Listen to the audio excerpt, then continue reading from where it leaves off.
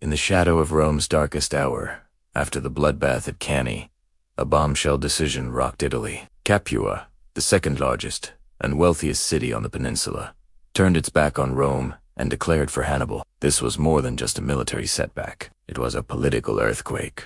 For Hannibal, Capua was the ultimate prize, a powerful base of operations, a fresh source of manpower, and a beacon of hope for other Italian cities wavering in their loyalty. If he could hold Capua, the very foundations of Roman power could crumble. But Rome was a republic forged in fire, and it refused to break. In an astonishing display of resilience, the Senate authorized the recruitment of new legions, even enlisting slaves and criminals. Within a year, Rome's military machine was roaring back to life. In 212 BC, two massive consular armies marched south with a single, unyielding objective: to reclaim Capua and make an example of it.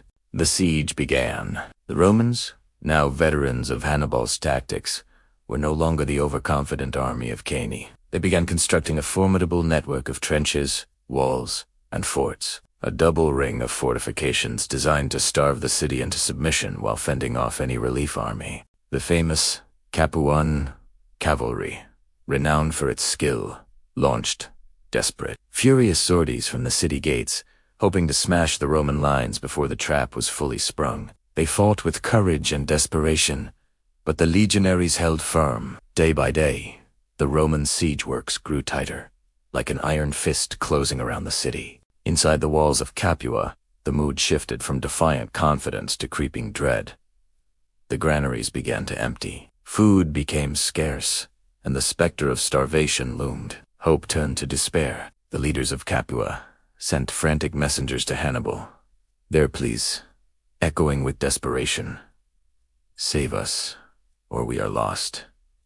Hannibal, ever the master of rapid movement, answered the call. He knew that the fate of his entire Italian campaign rested on Capua.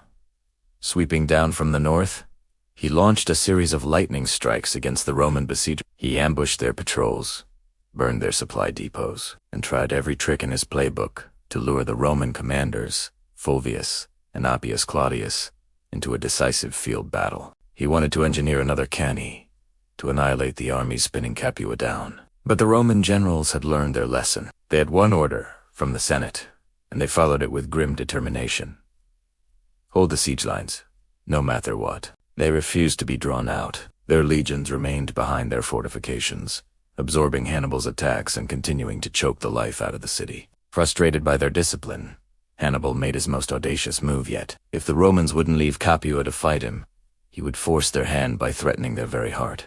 He broke camp and marched directly on Rome itself. The news spread like wildfire, sowing panic. Smoke from Carthaginian raiding parties was visible from the city walls. For the first time in centuries, an enemy army was at the gates of Rome. Citizens cried out, demanding the legions be recalled from Capua to defend their homes. Yet, in this moment of supreme crisis, the Roman Senate displayed its legendary resolve.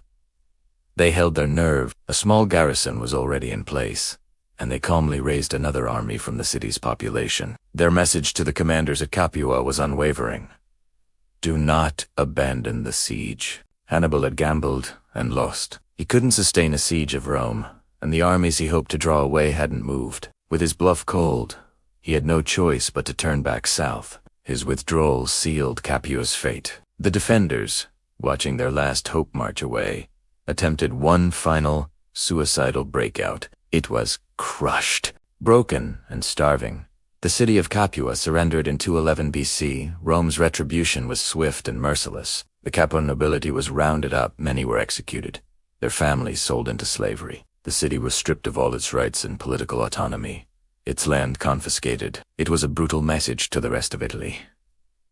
This is the price of betrayal. The fall of Capua was a monumental turning point in the Second Punic War.